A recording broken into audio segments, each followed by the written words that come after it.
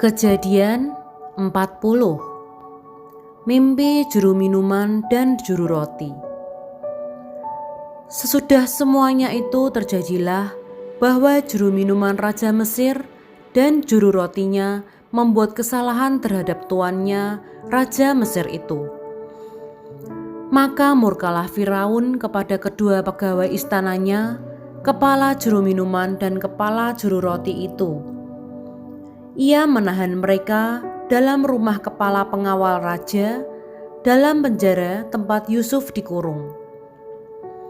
Kepala pengawal raja menempatkan Yusuf bersama-sama dengan mereka untuk melayani mereka.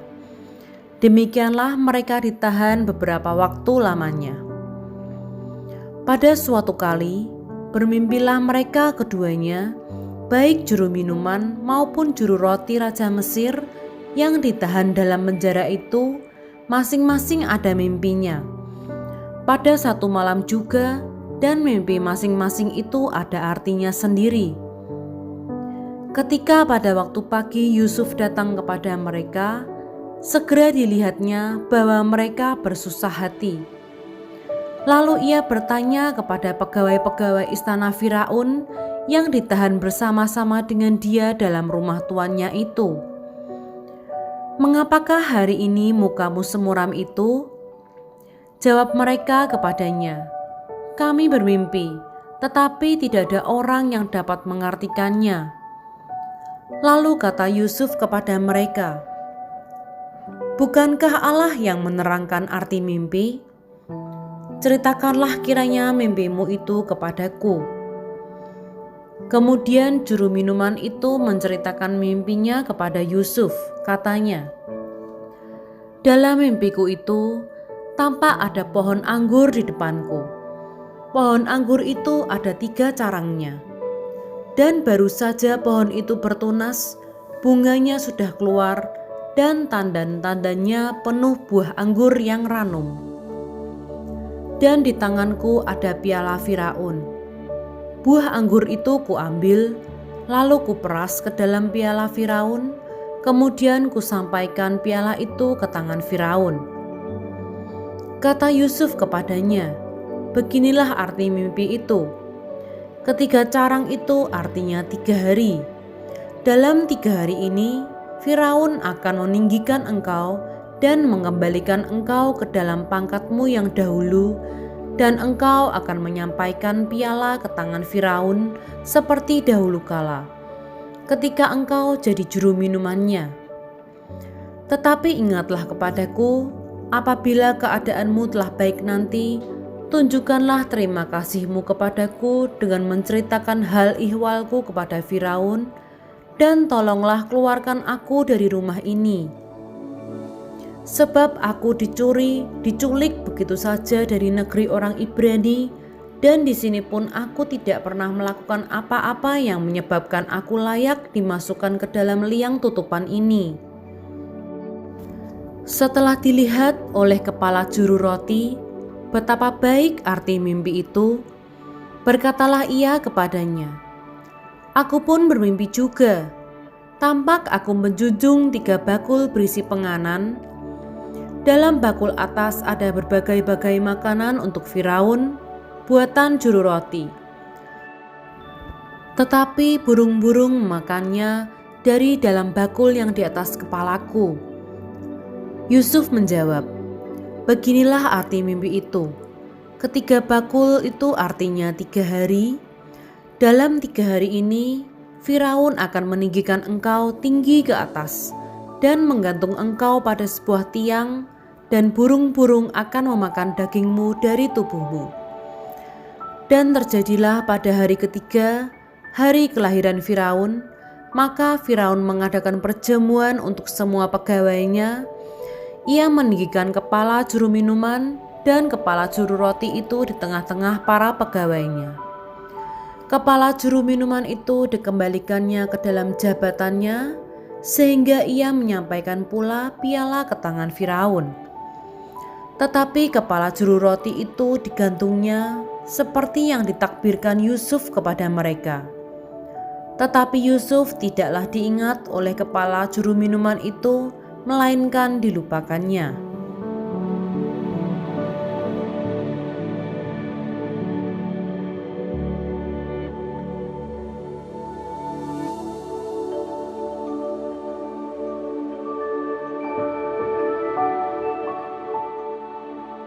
Kejadian 41. Mimpi Firaun. Setelah lewat 2 tahun lamanya, bermimpilah Firaun bahwa ia berdiri di tepi sungai Nil. Tampaklah dari sungai Nil itu keluar 7 ekor lembu yang indah bangunnya dan gemuk badannya, lalu memakan rumput yang di tepi sungai itu.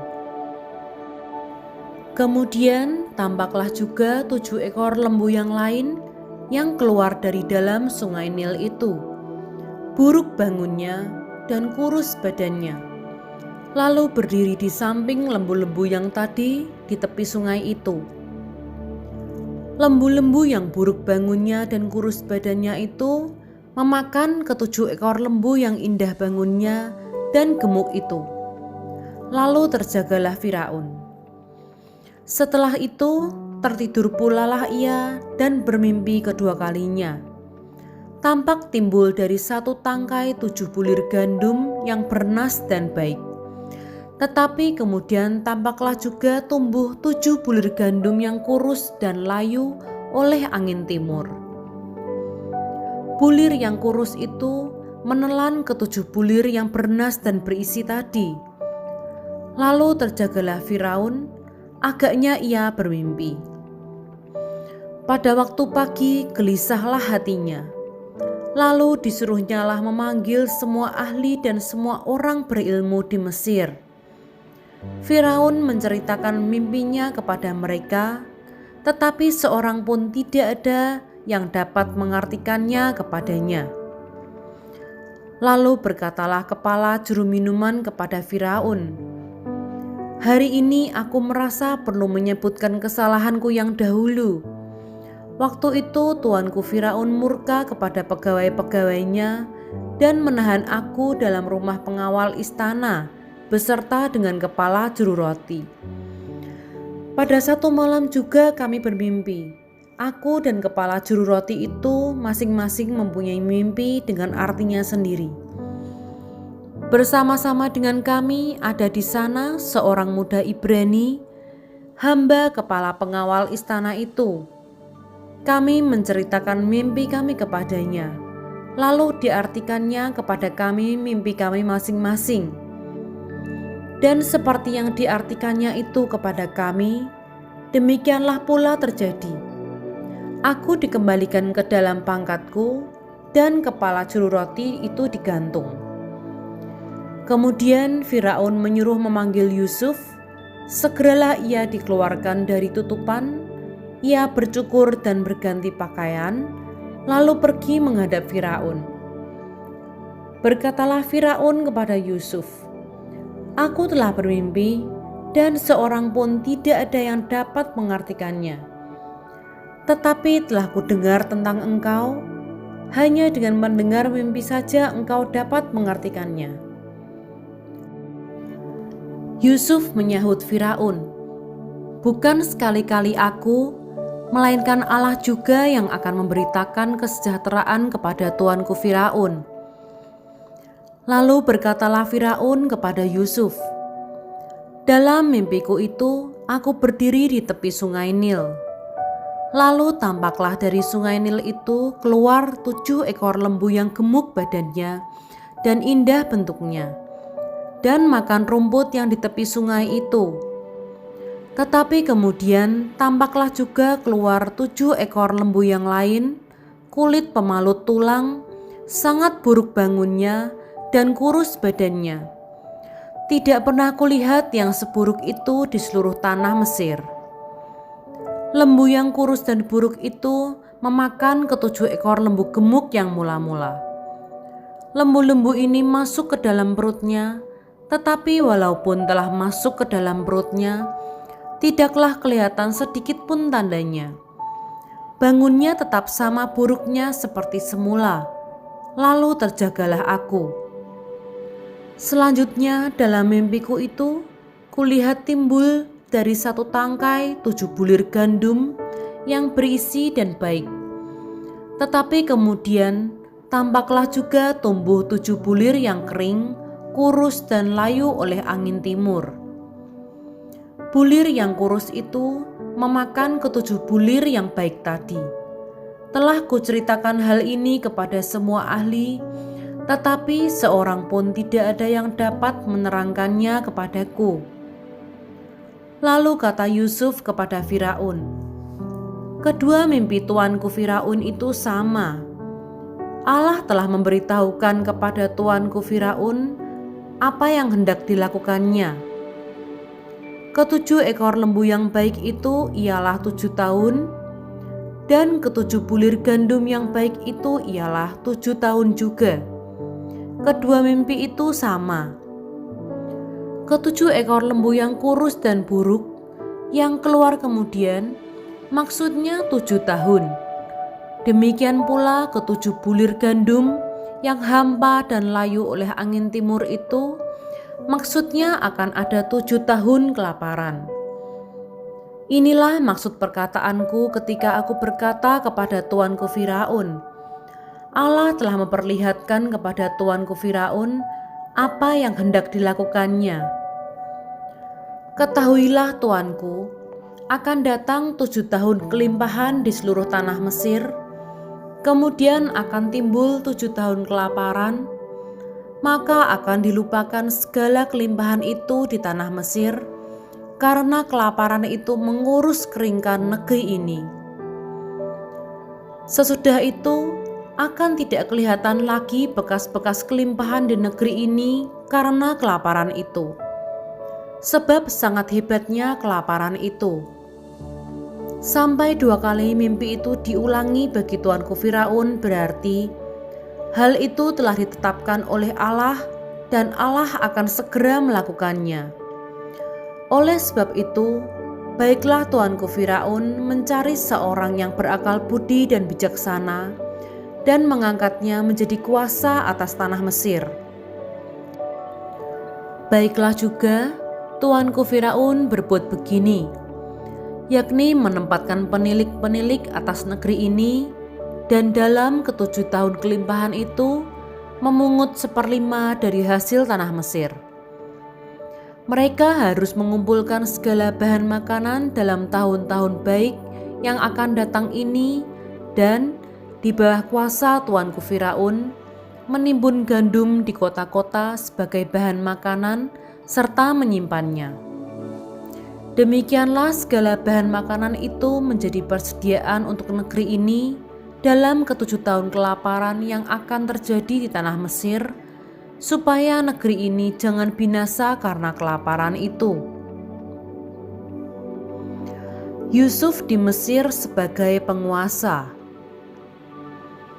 Usul itu dipandang baik oleh Firaun dan oleh semua pegawainya. Lalu berkatalah Firaun kepada para pegawainya, "Mungkinkah kita mendapat orang seperti ini, seorang yang penuh dengan roh Allah?" Kata Firaun kepada Yusuf, "Oleh karena Allah telah memberitahukan semuanya ini kepadamu, tidaklah ada orang yang demikian berakal budi dan bijaksana seperti engkau. Engkaulah menjadi kuasa atas istanaku, dan kepada perintahmu seluruh rakyatku akan taat. Hanya tahta inilah kelebihanku daripadamu." Selanjutnya Firaun berkata kepada Yusuf, "Dengan ini aku melantik engkau menjadi kuasa atas seluruh tanah Mesir."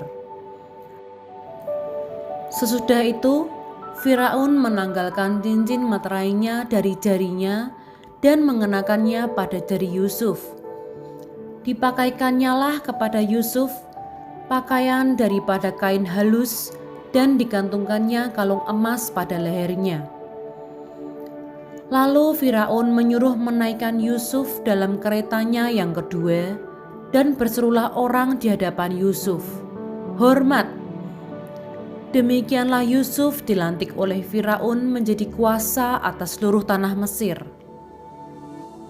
Berkatalah Firaun kepada Yusuf, "Akulah Firaun, tetapi dengan tidak setahumu, seorang pun tidak boleh bergerak di seluruh tanah Mesir." Lalu Firaun menamai Yusuf Zafnat Paaneah, serta memberikan Asnat, anak Potifera, imam di On, kepadanya menjadi istrinya. Demikianlah Yusuf muncul sebagai kuasa atas seluruh tanah Mesir. Yusuf berumur 30 tahun ketika ia menghadap Firaun raja Mesir itu. Maka pergilah Yusuf dari depan Firaun, lalu dikelilinginya seluruh tanah Mesir. Tanah itu mengeluarkan hasil bertumbuk-tumbuk dalam ke-7 tahun kelimpahan itu. Maka Yusuf mengumpulkan segala bahan makanan ke-7 tahun kelimpahan yang ada di tanah Mesir, lalu disimpannya di kota-kota. Hasil daerah sekitar tiap-tiap kota disimpan dalam kota itu. Demikianlah Yusuf menimbun gandum seperti pasir di laut, sangat banyak, sehingga orang berhenti menghitungnya karena memang tidak terhitung. Sebelum datang tahun kelaparan itu, lahirlah bagi Yusuf 2 orang anak laki-laki yang dilahirkan oleh Asnat, anak Potifera, imam di On.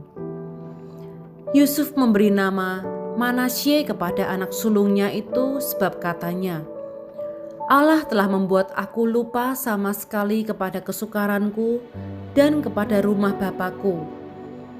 Dan kepada anaknya yang kedua diberinya nama Efraim, sebab katanya, "Allah membuat aku mendapat anak dalam negeri kesengsaraanku." Setelah lewat ke-7 tahun kelimpahan yang ada di tanah Mesir itu, mulailah datang 7 tahun kelaparan, seperti yang telah dikatakan Yusuf, dalam segala negeri ada kelaparan. Tetapi di seluruh negeri di Mesir ada roti. Ketika seluruh negeri Mesir menderita kelaparan dan rakyat berteriak meminta roti kepada Firaun, berkatalah Firaun kepada semua orang Mesir, "Pergilah kepada Yusuf, perbuatlah apa yang akan dikatakannya kepadamu." Kelaparan itu merajalela di seluruh bumi, maka Yusuf membuka segala lumbung dan menjual gandum kepada orang Mesir, sebab makin hebat kelaparan itu di tanah Mesir. Juga dari seluruh bumi datanglah orang ke Mesir untuk membeli gandum dari Yusuf, sebab hebat kelaparan itu di seluruh bumi.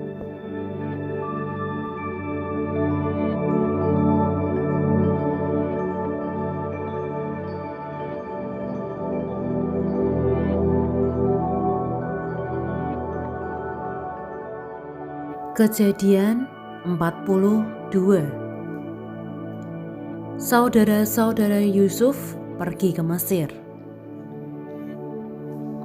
Setelah Yakub mendapat kabar bahwa ada gandum di Mesir, berkatalah ia kepada anak-anaknya, "Mengapa kamu berpandang-pandangan saja?" Lagi katanya, "Telah kudengar bahwa ada gandum di Mesir. Pergilah ke sana dan belilah gandum di sana untuk kita, supaya kita tetap hidup dan jangan mati." Lalu pergilah 10 orang saudara Yusuf untuk membeli gandum di Mesir.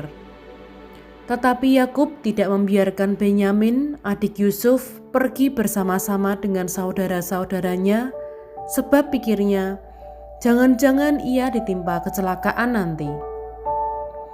Jadi di antara orang yang datang membeli gandum, terdapatlah juga anak-anak Israel, sebab ada kelaparan di tanah Kanaan. Sementara itu, Yusuf telah menjadi mangku bumi di negeri itu. Dialah yang menjual gandum kepada seluruh rakyat negeri itu. Jadi ketika saudara-saudara Yusuf datang, kepadanyalah mereka menghadap dan sujud dengan mukanya sampai ke tanah.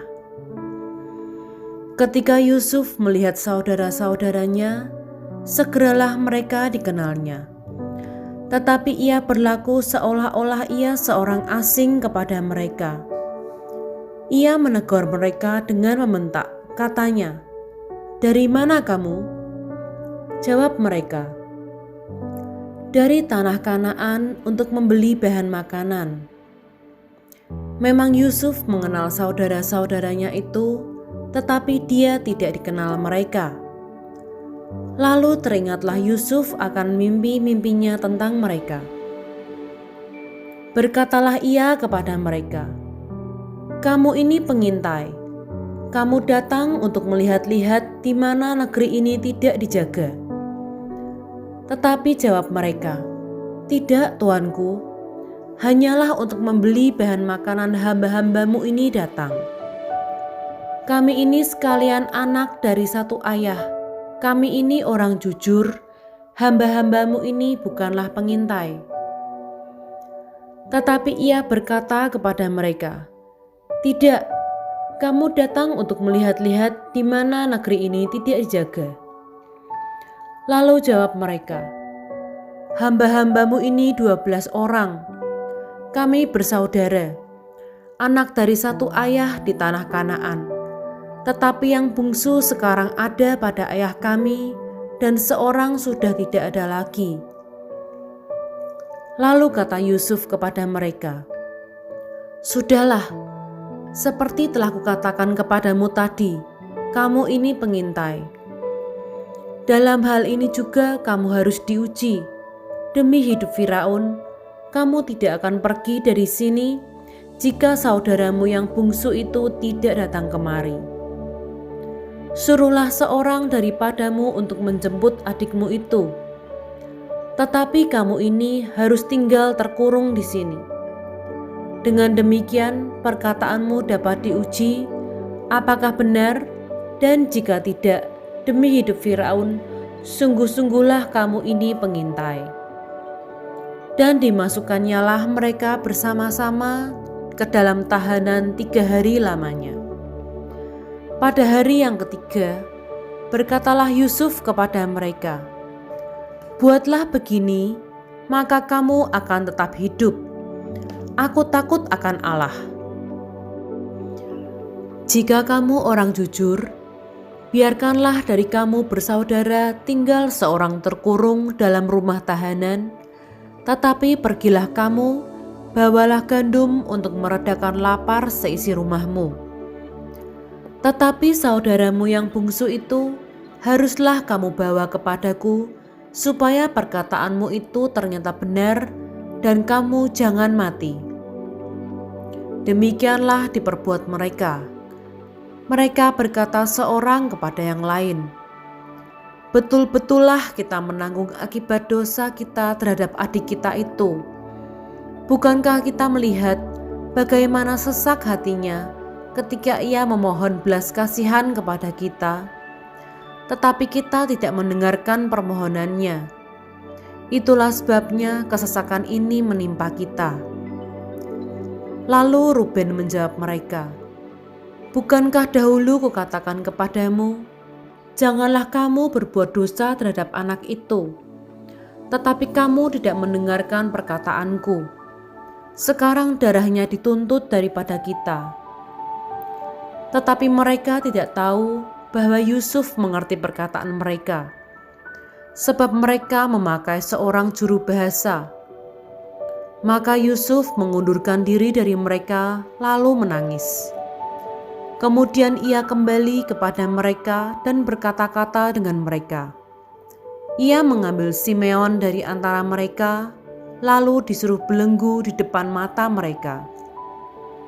Sesudah itu Yusuf memerintahkan bahwa tempat gandum mereka akan diisi dengan gandum, dan bahwa uang mereka masing-masing akan dikembalikan ke dalam karungnya, serta bekal mereka di jalan akan diberikan kepada mereka. Demikianlah dilakukan orang kepada mereka itu. Sesudah itu mereka pun memuat gandum itu ke atas keledai mereka, lalu berangkat dari situ. Ketika seorang membuka karungnya untuk memberi makan keledainya di tempat bermalam, dilihatnyalah uangnya ada di mulut karungnya. Katanya kepada saudara-saudaranya, "Uangku dikembalikan, lihat ada di dalam karungku." Lalu hati mereka menjadi tawar dan mereka berpandang-pandangan dengan gemetar serta berkata, "Apakah juga yang diperbuat Allah terhadap kita?" Ketika mereka sampai kepada Yakub ayah mereka di tanah Kanaan, mereka menceritakan segala sesuatu yang dialaminya. Katanya, orang itu, yakni yang menjadi tuan atas negeri itu, telah menegur kami dengan membentak dan memperlakukan kami sebagai pengintai negeri itu. Tetapi kata kami kepadanya, "Kami orang jujur, kami bukan pengintai. Kami 12 orang bersaudara, anak-anak ayah kami. Seorang sudah tidak ada lagi, dan yang bungsu ada sekarang pada ayah kami di tanah Kanaan." Lalu kata orang itu, yakni yang menjadi tuan atas negeri itu kepada kami, "Dari hal ini aku akan tahu apakah kamu orang jujur. Dari kamu bersaudara, haruslah kamu tinggalkan seorang padaku, kemudian bawalah gandum untuk meredakan lapar seisi rumahmu dan pergilah. Lalu bawalah kepadaku saudaramu yang bungsu itu, maka aku akan tahu bahwa kamu bukan pengintai, tetapi orang jujur.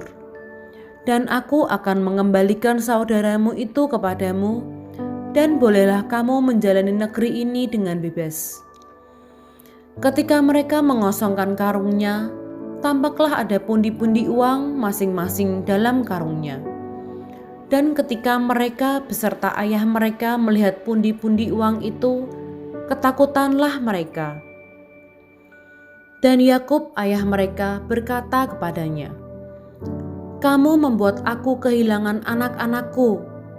Yusuf tidak ada lagi, dan Simeon tidak ada lagi. Sekarang Benyamin pun hendak kamu bawa juga.